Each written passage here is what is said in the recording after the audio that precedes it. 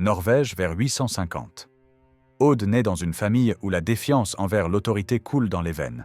Son père, Ketil Flatnose, est un hersir norvégien qui contrôle les terres de Raumsdal. Mais lorsque Harald à la belle chevelure commence à unifier la Norvège sous son règne, Ketil refuse de se soumettre.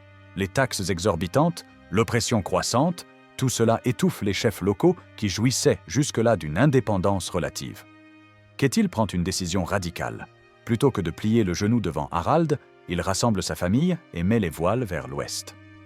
Destination: les Hébrides, ces îles sauvages au large de l'Écosse où les Vikings ont déjà établi une présence. Aude n'est encore qu'une jeune fille, mais ce départ forgera son caractère.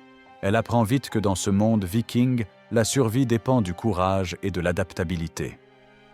Aux Hébrides, Ketil s'impose rapidement. Harald lui avait confié théoriquement la gouvernance de ces terres, mais Ketil décide de ne lui envoyer aucun tribut. Il se proclame roi indépendant des îles. Cette rébellion ouverte façonne Aude. Elle observe son père négocier, commander, résister. Elle comprend que le pouvoir ne se donne pas, il se prend. Vers 17 ans, Aude épouse Olaf le Blanc. Ce n'est pas n'importe qui. Olaf est le roi viking de Dublin, une puissance montante dans le monde nordique. Pour comprendre l'importance de ce mariage, il faut saisir ce qu'était Dublin à cette époque. Les Vikings ne se contentaient pas de piller l'Irlande. Ils y avaient construit un véritable royaume commercial. Dublin était devenu une plaque tournante du commerce viking, un carrefour entre la Scandinavie, les îles britanniques et au-delà.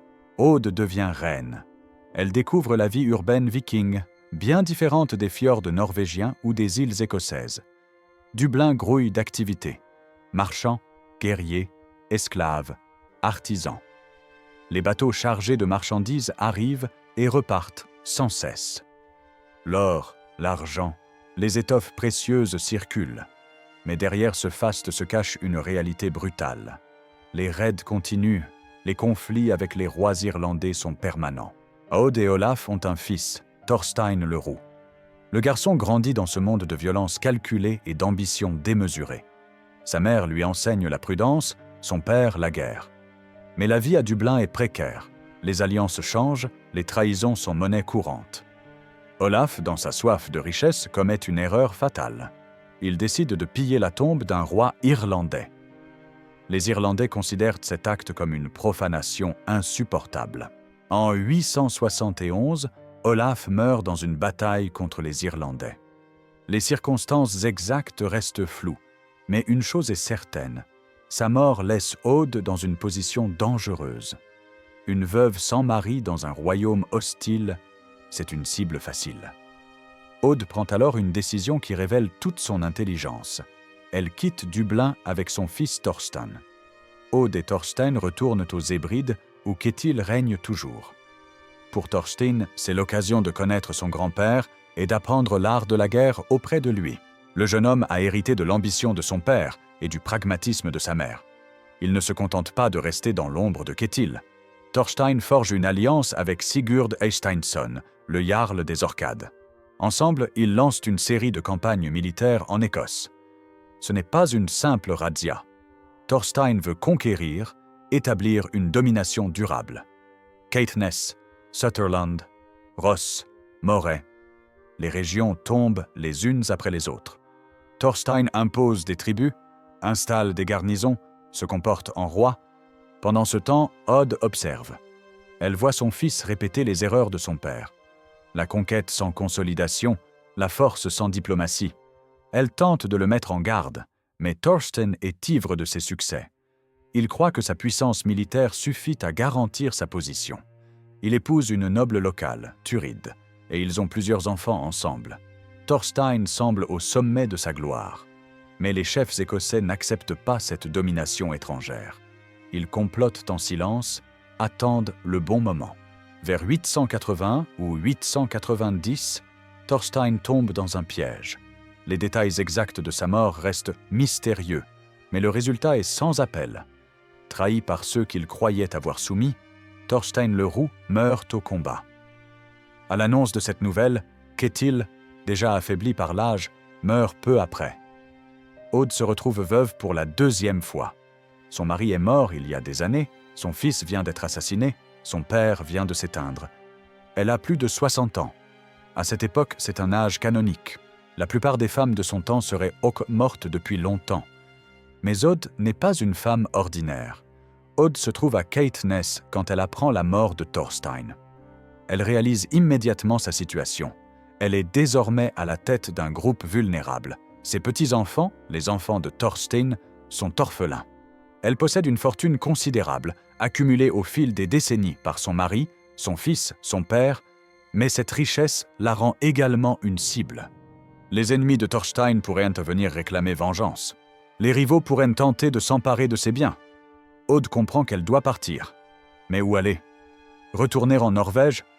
Harald règne toujours et sa famille y est persona non grata. Rester en Écosse? C'est courir le risque d'être attaqué. L'Irlande est hors de question après la mort d'Olaf.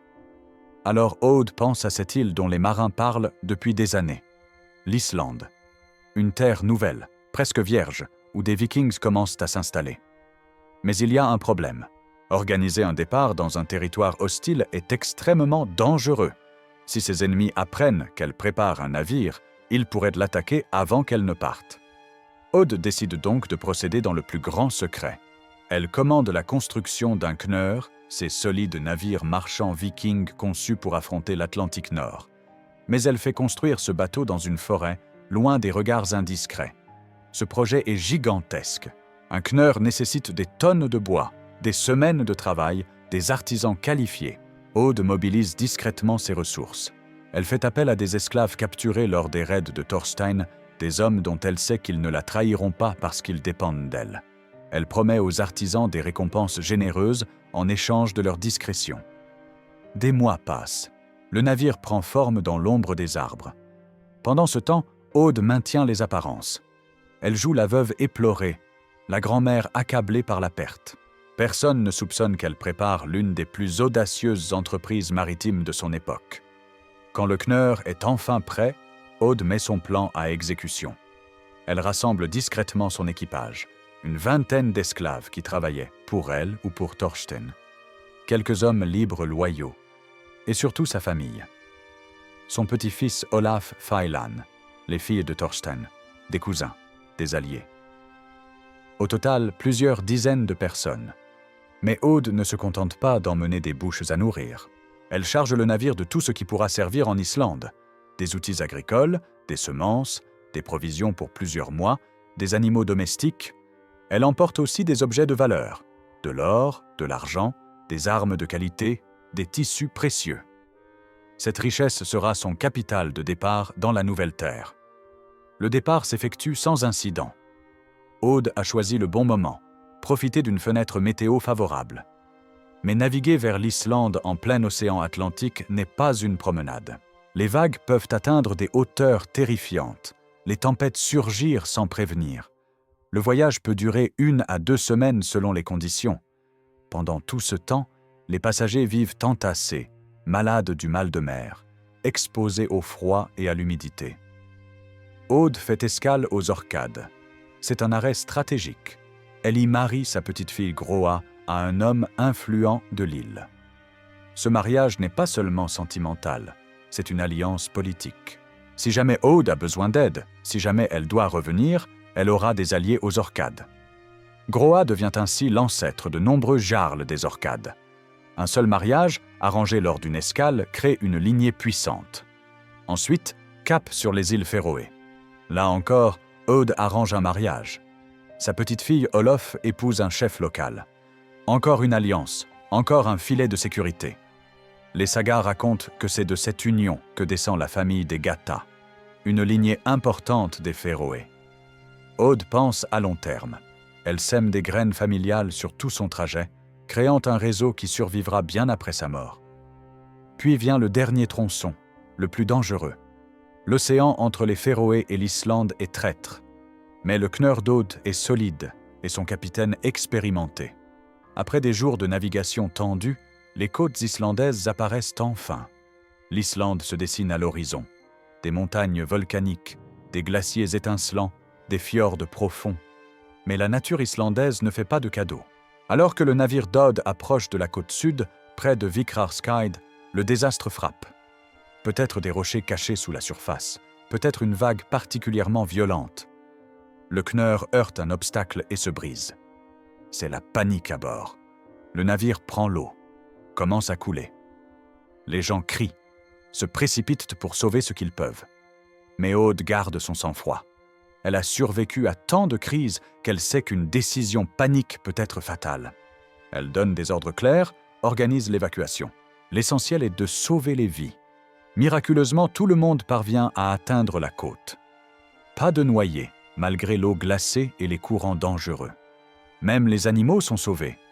Mais le navire, lui, est perdu. Il gît brisé sur les rochers, irrécupérable. Une partie des provisions est également perdue, emportée par les flots. Pour beaucoup, ce naufrage aurait signifié la fin de l'aventure. Arriver dans une terre inconnue après avoir perdu son bateau et une partie de ses biens, c'est un coup terrible. Mais Aude refuse de se laisser abattre. Elle a déjà survécu à la mort de 2 maris, d'un fils, d'un père. Elle ne va pas renoncer maintenant. Aude sait qu'elle n'est pas seule en Islande.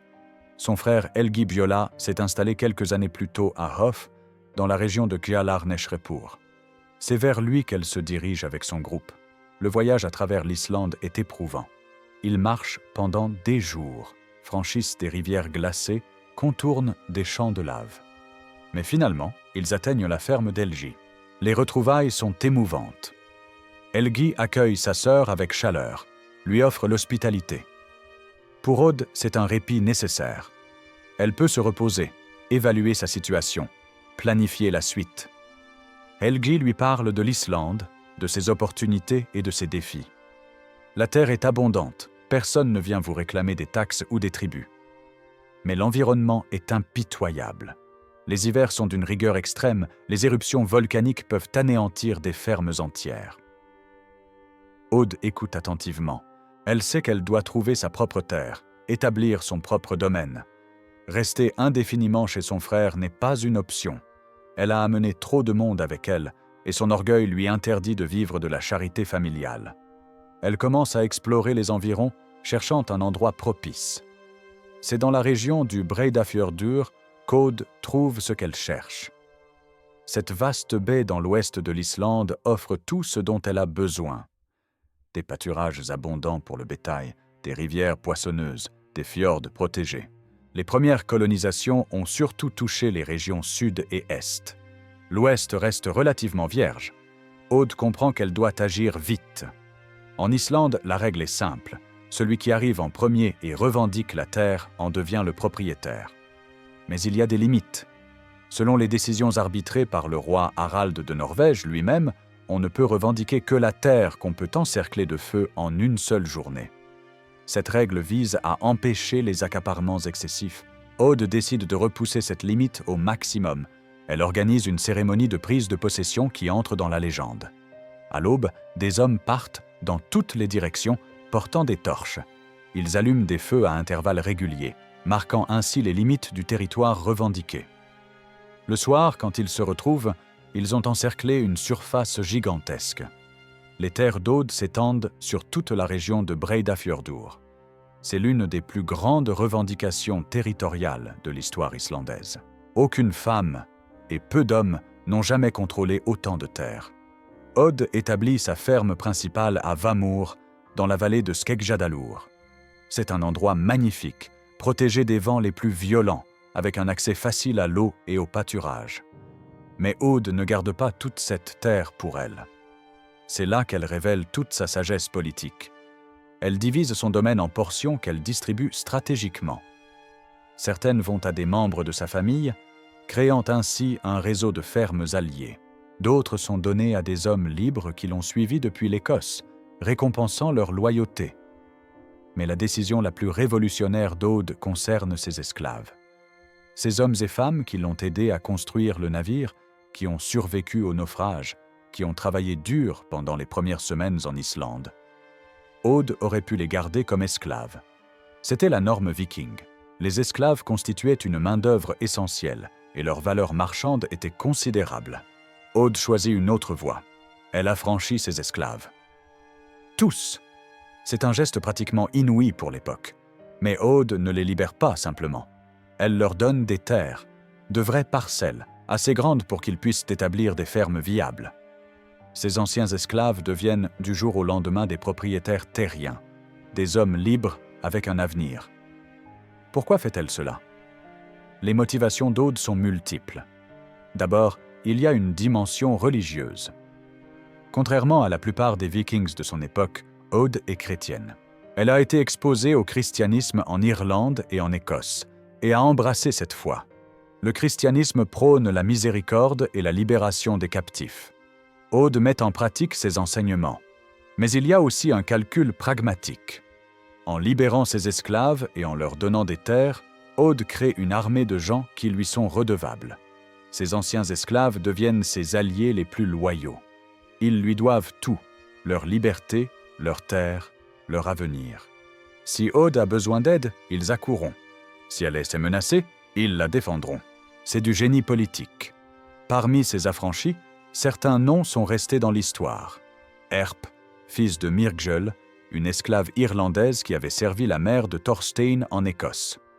Vifil, un autre esclave qui reçoit des terres dans la région de Breiðafjörður et devient un fermier respecté. Sokolf, Hundi, Vifil le Nouveau.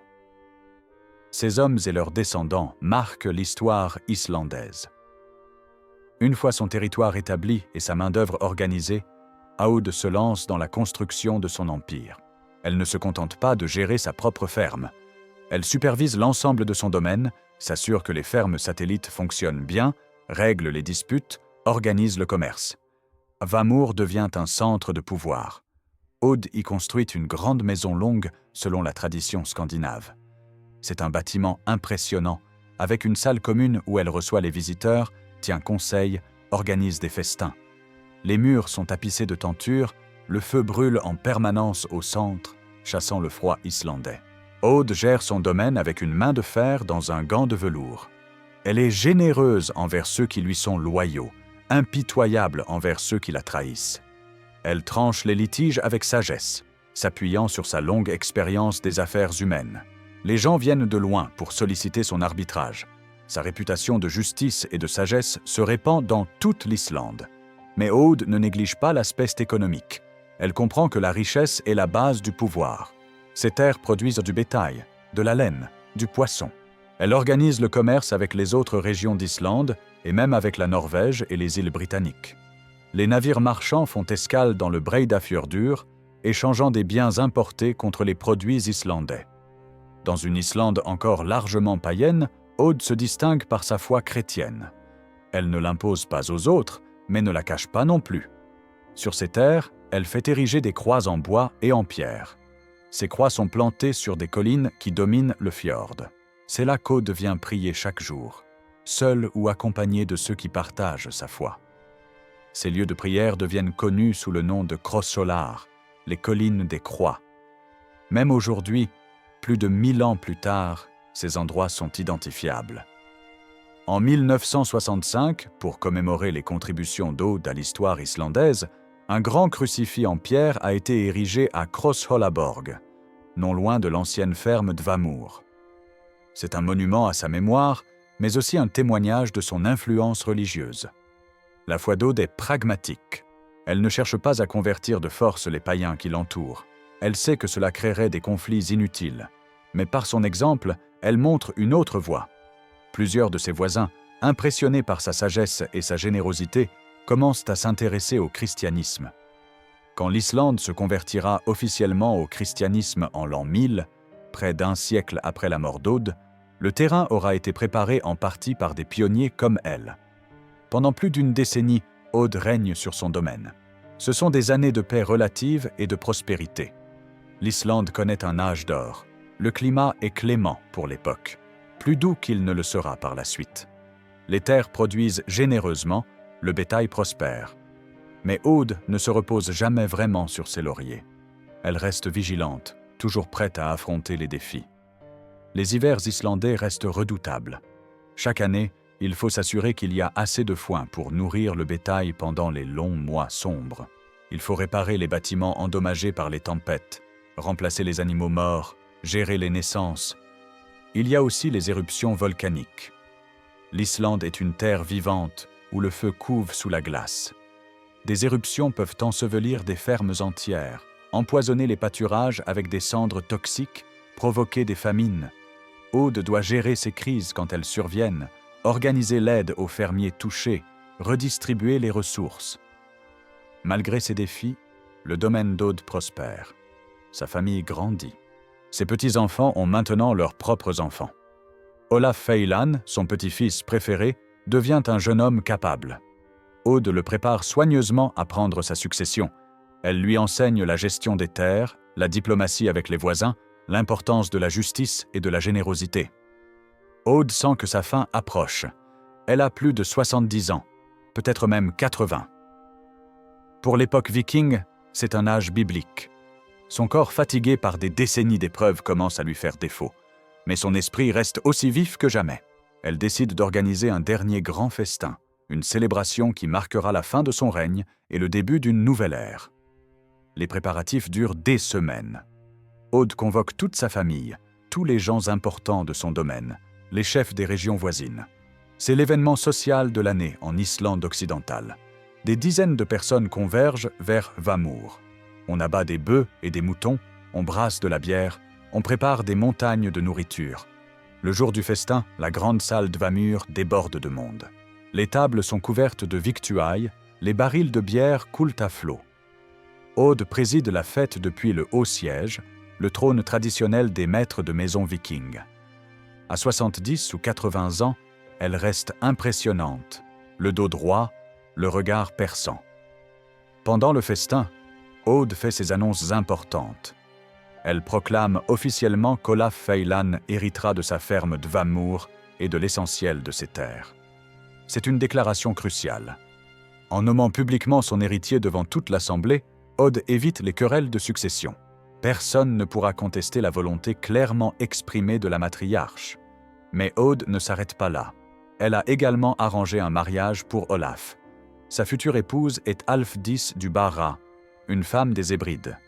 Ce mariage unit les terres islandaises d'Aude à sa patrie d'origine, créant un pont entre les deux mondes.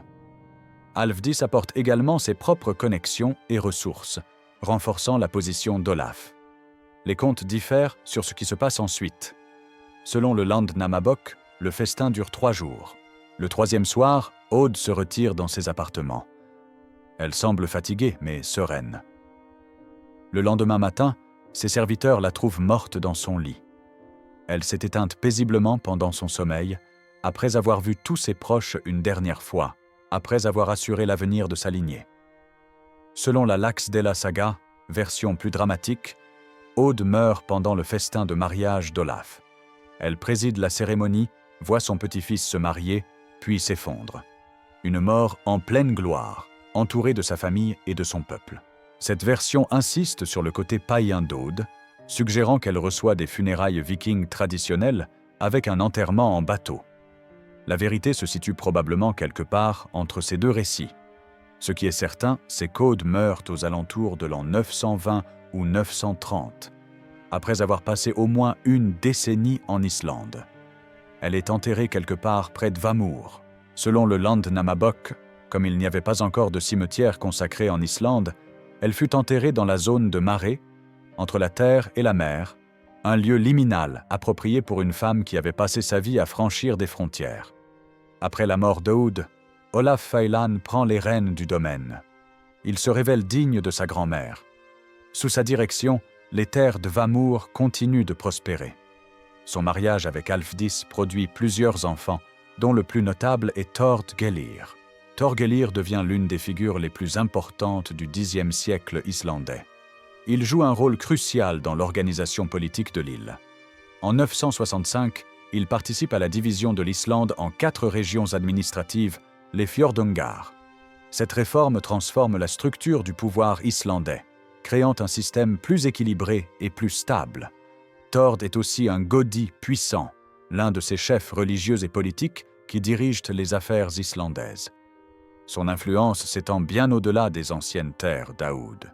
Il représente sa famille aux assemblées de l'Althing, le parlement islandais fondé en 930.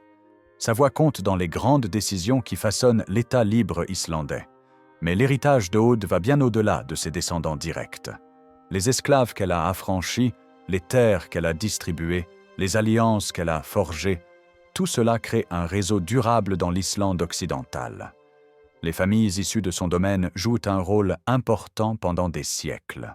Aude représente quelque chose d'unique dans l'histoire de la colonisation islandaise. D'abord, elle est une femme. À une époque où le pouvoir est presque exclusivement masculin, Aude parvient non seulement à survivre, mais à prospérer en tant que chef. Elle n'agit pas par procuration, à travers un mari ou un fils. Elle prend ses propres décisions, commande ses propres expéditions, établit son propre domaine. Son succès ouvre la voie à d'autres femmes. L'Islande médiévale reconnaît aux femmes des droits relativement importants par rapport au reste de l'Europe. Les femmes peuvent posséder des terres, diriger des fermes, demander le divorce. Cette relative égalité doit beaucoup à des pionnières comme Aude, qui ont prouvé la capacité des femmes à diriger. Ensuite, il y a la question de l'affranchissement des esclaves. L'esclavage était répandu dans le monde viking. Les raids en Irlande, en Écosse, en Angleterre produisaient un flux constant de captifs. Ces esclaves étaient une marchandise précieuse, échangée sur les marchés de Dublin, de Hedeby, de Birka. Aude montre une alternative. Elle prouve qu'affranchir des esclaves et leur donner des terres peut créer une société plus stable et plus loyale. Son exemple influence d'autres colonisateurs islandais. L'Islande devient ainsi un endroit où les esclaves ont une chance réelle de s'émanciper, de devenir des citoyens à part entière. Vers l'an 1100, l'esclavage disparaît complètement de l'île, en partie grâce à l'influence du christianisme, mais aussi grâce à des précédents comme celui établi par Aude. Dans une Islande qui ne se convertira officiellement au christianisme qu'en l'an 1000, près d'un siècle après sa mort, Aude représente une avant-garde religieuse. Sa foi n'est pas agressive. Elle ne cherche pas à imposer le christianisme par la force, mais elle le vit publiquement, sans honte ni dissimulation. Les croix qu'elle érige sur les collines de Breiðafjörður deviennent des repères, géographiques mais aussi spirituels. Elles marquent le paysage, rappellent la présence d'une foi différente. Quand des missionnaires chrétiens arrivent en Islande vers 980, ils trouvent déjà un terrain partiellement préparé. Des gens connaissent le christianisme, ont vu des chrétiens vivre et prospérer. La conversion de l'Islande en l'an 1000 ne sera pas sans violence ni tension. Des conflits opposent païens et chrétiens, menaçant de déchirer la fragile unité de l'île. Mais finalement, c'est la voie du compromis qui l'emporte. L'Althing décide que l'Islande sera officiellement chrétienne, mais que les pratiques païennes privées seront tolérées. Ce compromis pragmatique, cette acceptation de la coexistence, reflète l'esprit d'Aude. Elle a montré qu'on peut être chrétien sans rejeter la culture viking, qu'on peut honorer sa foi sans déclencher de guerre civile. Son exemple de tolérance et de pragmatisme résonne encore lors de la conversion officielle. Au fil des siècles, l'histoire d'Aude est racontée et racontée encore. Elle figure dans plusieurs sagas islandaises, le Landnámabók, la Laxdæla saga, l'Eyrbyggja saga, la saga d'Eirik le Rouge, la Orkneyinga saga. Chaque version ajoute ses propres détails, ses propres emphases. Mais toutes s'accordent sur l'essentiel. Aude était une femme extraordinaire, sage, courageuse, généreuse. Le Landnámabók l'appelle Audrin Djúpaudga, Aude la très riche. Ce surnom souligne sa fortune matérielle considérable. Mais la Laxdæla saga préfère Unurin Djúpaudga, Un la très sage ou la très profonde. Ce titre met l'accent sur sa sagesse, son intelligence, sa profondeur de pensée. Les deux surnoms sont révélateurs. Aude était à la fois riche et sage, puissante et réfléchie. Au XXe siècle, l'histoire de Aude connaît un regain d'intérêt. L'Islande moderne, cherchant ses racines et ses héros, redécouvre cette figure fascinante.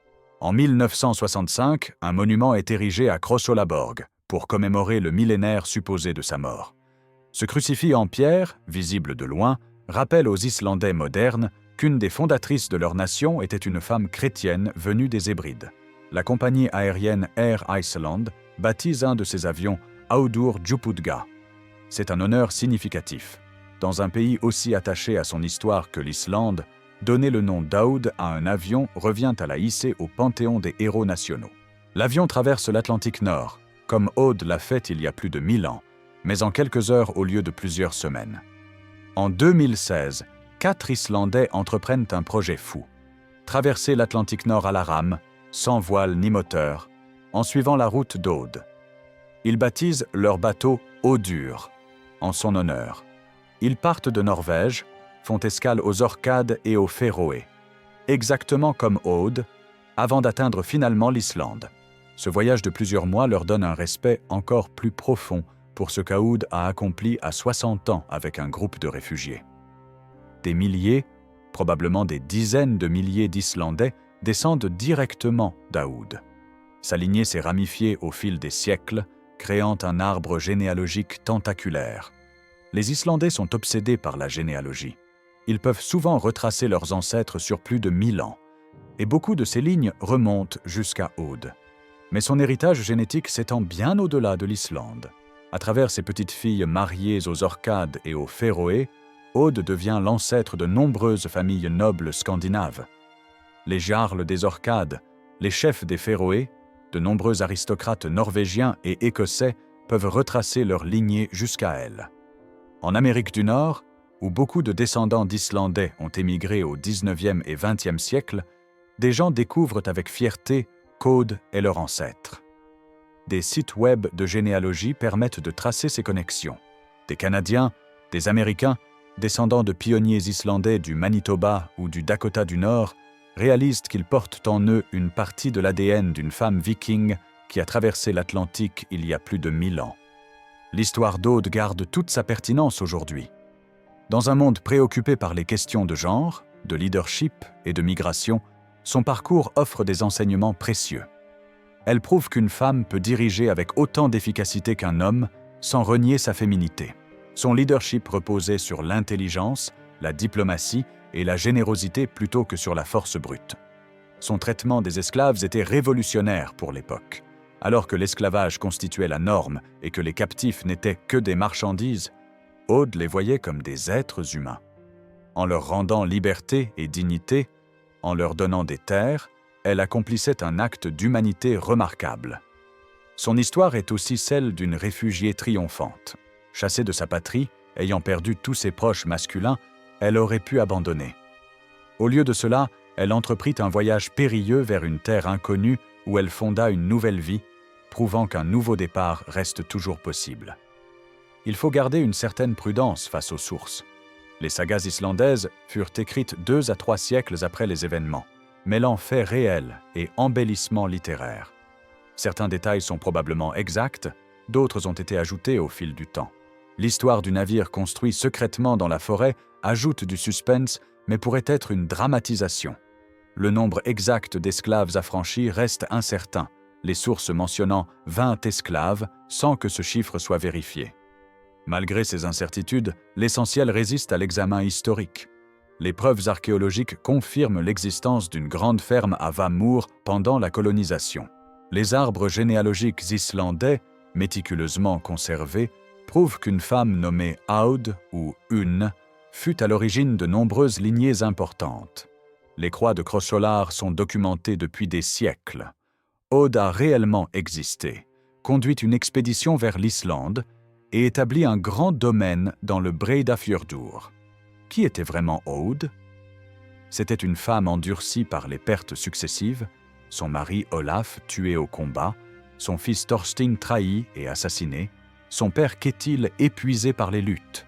Ces deuils auraient brisé la plupart des gens, mais Aude puisa en elle la force de protéger ce qui restait de sa famille et de construire quelque chose de nouveau. C'était une femme profondément pragmatique. La survie dans le monde viking exigeait d'évaluer rapidement les situations et de prendre des décisions sans hésiter.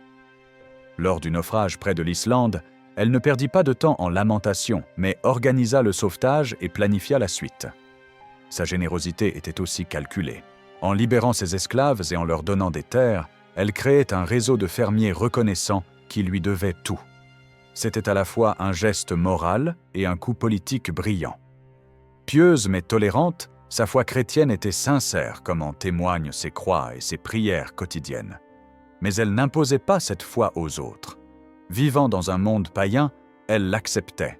Cette tolérance pragmatique Cette capacité à coexister avec ceux qui pensaient différemment constituait peut-être sa plus grande force. L'histoire d'Aude s'inscrit dans l'âge des Vikings, période d'expansion scandinave sans précédent du 8e au 11e siècle.